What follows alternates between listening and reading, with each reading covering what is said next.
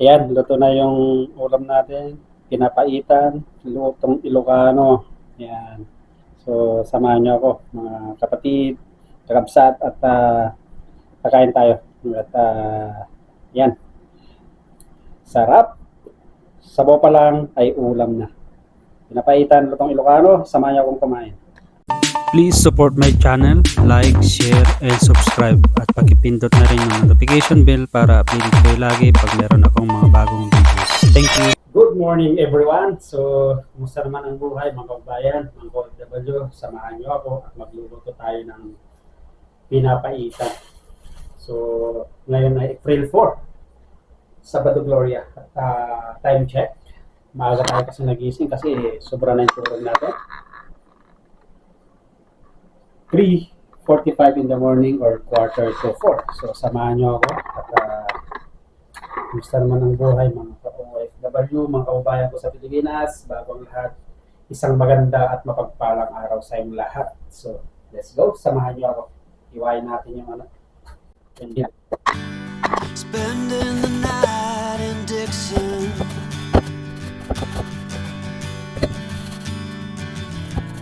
60-odd miles from a plan.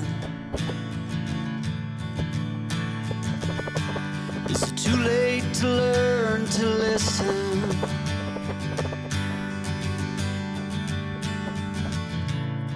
Too late to be less a man?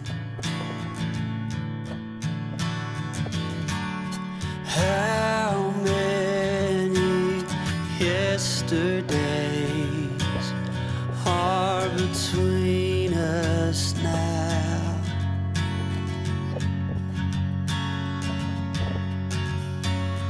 How many yesterdays are between us now?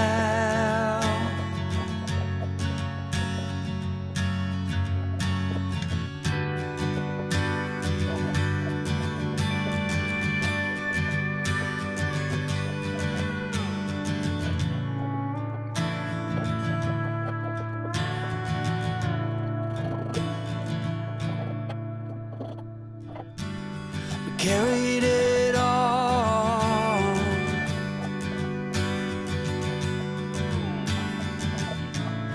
cobbling miles as we go, a line at a time, or a sad swan song, offering up purple prose. And I'd find you if I could, invite you to the final. So, ayun, nahiwa na natin. Ito yung gagawin natin papaitan. Bali ano to, half kilo. Then, luya, bawang sibuyas. Tapos, haluan na lang natin ng lemon at saka sili. Kunti lang yung sili kasi baka maanghang. So, let's go. Samahan niyo ako at magigisa na tayo. Hindi kasi ako makatulog na. Gawa ng maaga akong natulog kagabi. Local pa rin tayo. So, dito na. Kaso ang problema, mamaya, solo naman akong kumain kasi nga kanya-kanya kami dito. Ang lungkot. Buhay OFW, kung malayo ka talaga, hindi mo kasama ang pamilya mo. Kaya tulad kung lagi yung sinasabi, pagkasama mo ang iyong pamilya, maswerte ka. So, yan. At, ready natin yung mga kailangan natin, ready na. So, ngayon pala ay petsa is, anong petsa ngayon? April 4, 2026 at Sabado. Sabi nga nila, Sabado de Gloria. At igisa na natin.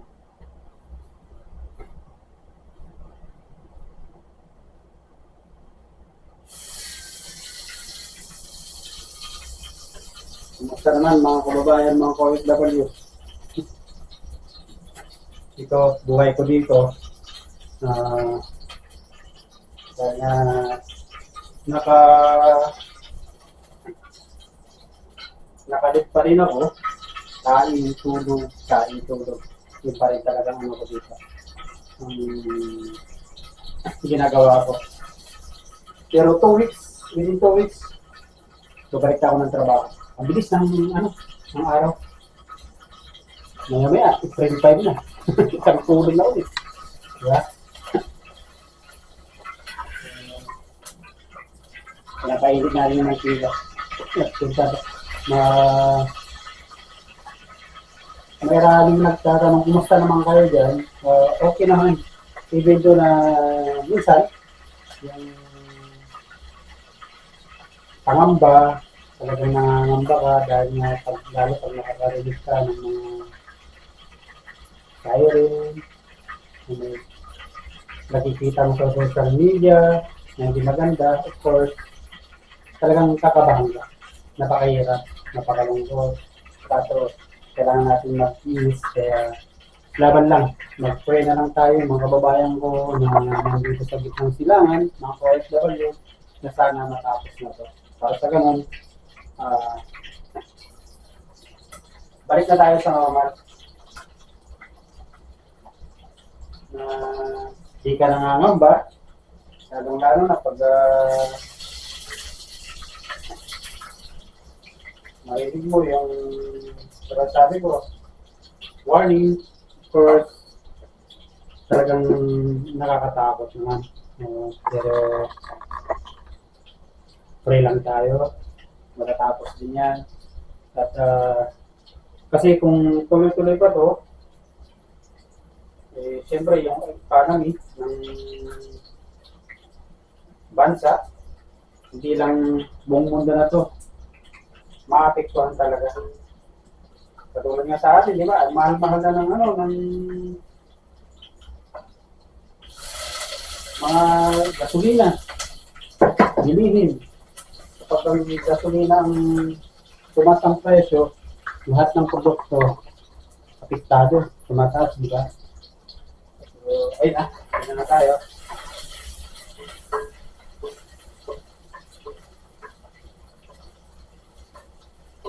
Matagal na, nakatikim lang ako ng papaitan. Nagluluto ako paminsan-minsan. Malimit, papaitan pag pumunta ko ng city kasi may turo-turo doon. Doon ako kumakain ng ng yung pinapaitan. Yes, na pumunta ako. Hindi ko pa ito ng mga ilang araw na napagkalipas. Ilagay ko lang sa freezer. Spending the night in Dixon,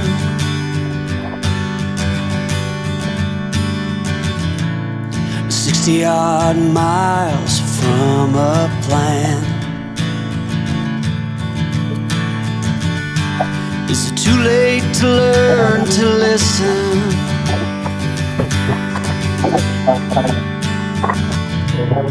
Too late to be less a man. So ayan, malapit nang natin maigisa. At lagyan na natin ng sabaw. Pwede na to. So, ayan. Ayos, yan yung magiging natin ngayon, ulam natin sa Bato de Gloria.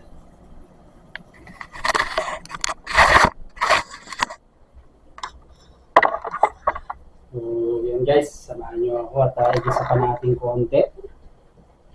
At,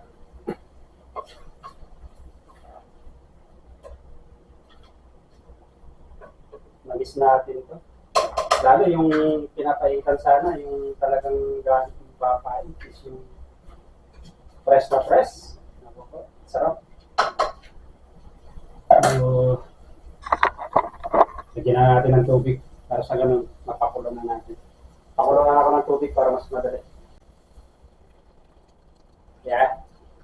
Ayos na, ayos na. Hintayin na lang natin maluto. So, ano, abangan natin mamaya. At half hour siguro. Pwede na yan. Pakulan natin mabuti. Tapos, kain, ligo, tulog. Yan ang buhay ko talaga dito. Wala talagang nagtitis. Kasi pag lumabas ka, magkastos din. Sa totoo lang kasi ng mga nakarang araw, 3 araw yata ako sunod-sunod na lumabas, magastos. Magastos din talaga yung sa labas ka lagi. Kasi nga, pamasahe, even na nagbabas ka, pag nagutom ka, magme-merienda ka, pag may nagusto kang bilhin, bibili ka, magastos din talaga. So, ito na lang. Pero mamaya siguro, pag boring tayo, wala tayong magawa, baka sakaling lumabas din tayo, magpahangin. So, mamaya ulit. So, ayan, ready na. Itong ulam natin, luto na. Ayos. Sabaw pa lang, ulam na. At ihalo na natin itong sili at saka yung ginayat kong lemon.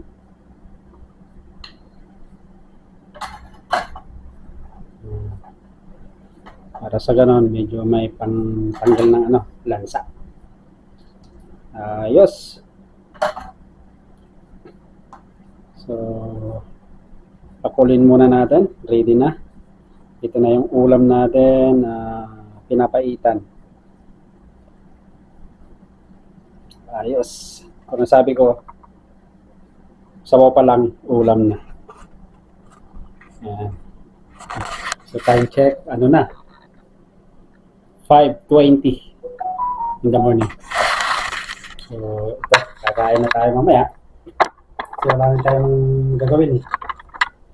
Ganyan, kasi tulad sabi ko, haba ng tulog ko magawa, kaya ito, at least, parang ganito, buhay abroad, tsaka, tiis. Ang gamit ko pala na, since wala tayo yung talagang press na pinapaitan, kuskus tawag sa Ilocano.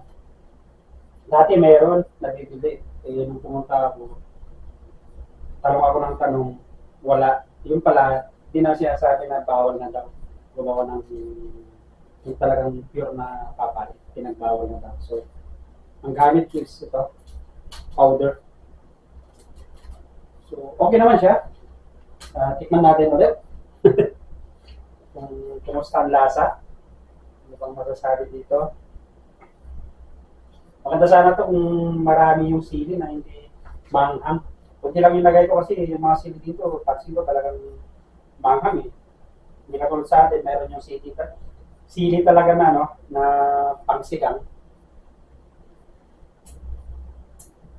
Ayos. Nagsalubong yung nilagay ko na lemon, asin, at saka yung pine. Tapos yung pintin ng sili na medyo kumanghang. Kunti lang yung ilagay ko, 1, 2, 3, 4. 6 lang na piraso. Kunti lang talaga kasi baka umaya, sobra naman nanganghang, sayang. Hindi ko rin ma-enjoy. Kasi kumakain ako ng manghang, pero hindi kasi yung tama lang. Ayos na ayos, so samahan niyo ako. Ito na yung ulam natin, dito na. Yan.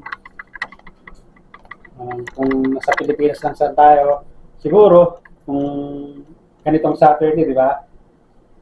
Sabado Gloria, tawag sa ating mahal na araw. Sigurado, ang daming mga nag-outing ngayon. Lalong-lalong sa mga public places, yung mga walang pambayad, di ba? Free, Yakarayan, sa Ilocano, sa Lawa, sigurado andyan yan. So ito, okay na yung oras natin. Okay na okay. So, kumusta naman mga kababayan? Tulad ng sabi ko. Ganyan talaga ang buhay abroad. Kailangan magtiyaga, magtiis, at mga ilang minuto, paano lang natin yung sili, tsaka yung nilagay kong lemon, tsaka nilagay kong powder na papaitan, pakulin muna natin mabuti. Tapos, kakain na tayo. At sabaw pa lang, pero sabi ko, ulam na. So mamaya ulit, samahan niyo akong kumain, mga ka-OFW, mga kababayan ko sa Pilipinas. Uh, it's a good Saturday, everyone. Sabado de Gloria, sabi nga nila, di ba? Sa mga Kristiyanong katulad ko.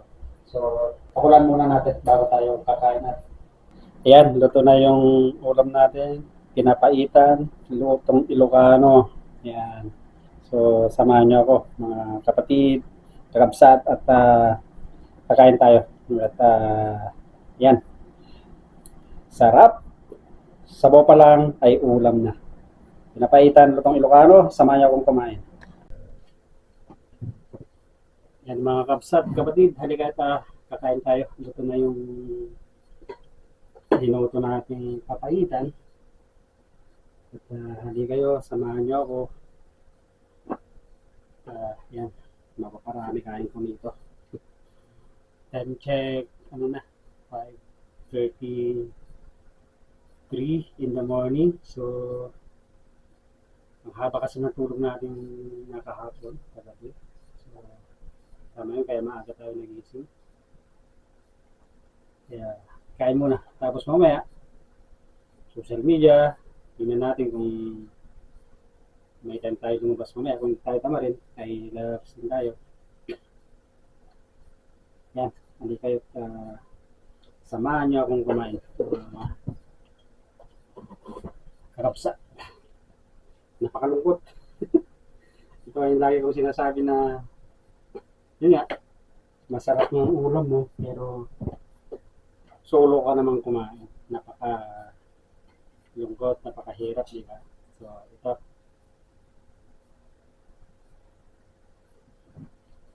ito yung ulam natin, pinapaitan. Iba rin talaga ang lasa ng pinapaitan na pag ang ginamit mo yung press, talaga napapait tawag mo. Kasi yung ginamit ko, powder, kumbaga artificial. Kasi bawal na raw. Hindi katulad dati, meron talaga na nagbibinta sila. Iwan ko lang sa ibang bilihan kung ina-allowed pa rin sila na magbinta ng gano'n. Sa Ilocano, pus-pus. O kaya yung abdo. Sarap.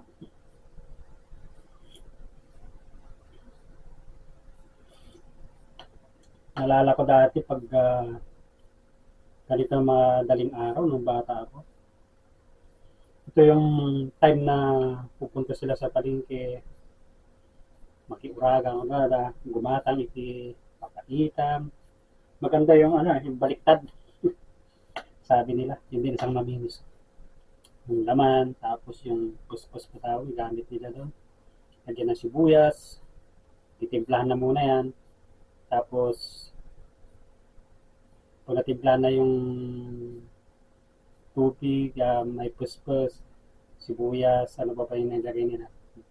Lagyan na ng bitchin, ricado, asin. Tapos ilagay na yung laman. Isang kulo, baliktad tawag mo. Yun ang isa kong maminis.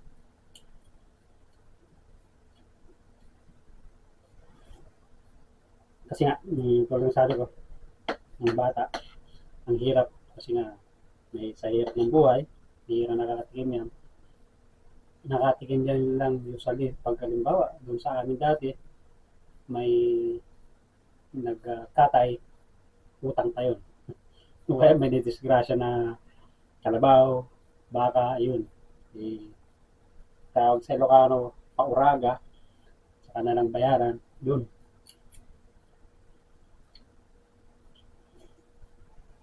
Solid, sarap.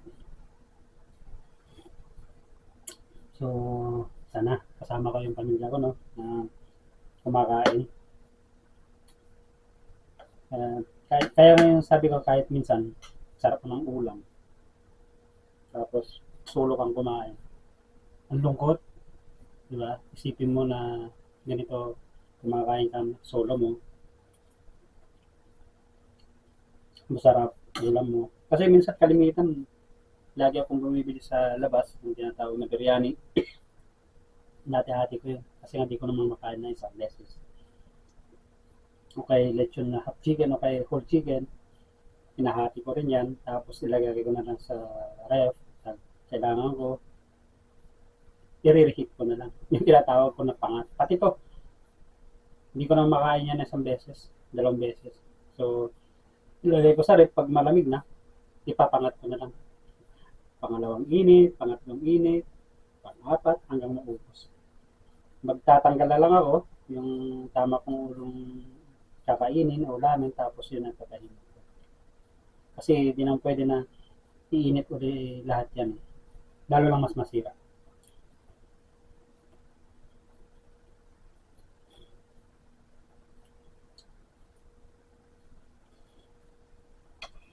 Sarap, mga kababayan, OFW, yung mga katulad kong Ilocano dyan, na nag-uulam, nagsisila kastoy, pinapaitan, kumusta naman?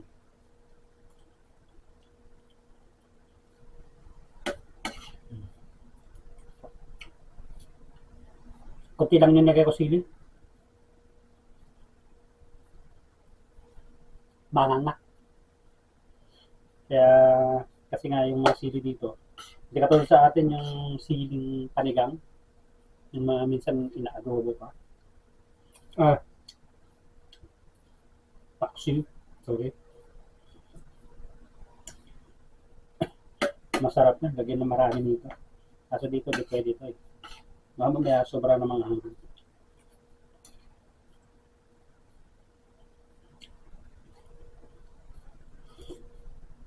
Panalong panalo, mga kababayan, kakabsat. So, papaano? Kain muna ako at giyaman ako na kanyayo kapsat. Panangkad bayo kanya dahil yung videos ko. Sana kumasuportahan yung mga dati channel ko. Ronnie Mutilla Vlogs. Siguro pag uwi natin sa Pilipinas, tulad ng sabi ko sa mga previous kong mga videos, mas marami tayong pwedeng i-vlog doon. At saka kung papala rin tayo someday, gusto ko rin sana yung nakikita ko ng mga vlogger na tumutulong sa mga kapwa nila. Gusto ko sana yung mga estudyante kahit gamit yung mga poor among the poorest, yung talagang hindi kaya ng magulang na bilhan ng mga gamit pang schools. Din sana ang gusto kong tulungan. Kaso for this time, monetize na tayo, kaso nga lang yung kita natin ay hindi pa naman ganun kalaki dahil konti lang naman yung views natin. Pero okay lang kasi ginagawa ko lang to as libangan. Dati wala na ako intention na mag-vlog para kumita, pero dahil nga ginawa ko itong as pastime, nagkaroon ako ng chance na monetize. Sorry, na-monetize ako, na-demonetize, ito inalagaan ko na lang. Kahit kaano lang may upload ko kasi nga wala pa akong miss yung tulad yung araw-araw pang upload. Kung ano-ano lang mix, kumbaga chapsoy kahit ano lang. So, pag-uwi natin, sana lang karon tayo ng yung miss talaga natin. At sana someday pagka wala rin tayo, kumita tayo ng mas maganda, makatulong din tayo sa mga kapwa natin na kailangan. Pero sabi ko yung sa mga estudyante sana, kasi ako, galing ako sa hirap. Alam ko, ang buhay mahirap. Napakahirap ang buhay, mahirap sa totoo lang. Sana makatulong tayo at least kahit gamit lang man sa school supplies someday. So again, maraming salamat sa pagsama. Mga kapsat. Yung mga nagtatanong pala. Oo, ako pala si Ronnie. Kasalukuyan nandito sa Middle East, this Kuwait, at Tubong La Union, Singat Sudipon La Union, kasi may nagtanong kasi. Pero nakatira ako ngayon sa Bagabag, Nueva Vizcaya, kasi doon ako nakapag-asawa, doon na rin ako tumira. Kasi nga, nag-asawa ko, gusto ko rin umalis sa amin. Kasi nga yung buhay sa probinsya, kapag tanim ng palay, tanim ko ng palay, pagtanim ng tabako kasi tabako yung mga Yan time namin gulay. Yun lang ganun ang umiikot. Ang buhay, progreso. Ay, ang hirap. Kaya sinubukan ka rin lumayo. Pero kahit pa paano, papasalamat ako sa Diyos kasi nga, binigyan ako ng pagkakataon na po mag-abroad, nakapag-abroad, nandito ako ngayon sa Kuwait. So, maraming salamat. Sana mga kababayan ko, nakailiyak sa mga dalawa at itulong nyo na sana i-support nyo naman itong channel ko. Pa-like, share, and subscribe. Malaking bagay na sa akin. At again, thank you very much. At kita-kits sa mga sunod kong videos. Stay humble. Peace. Bye.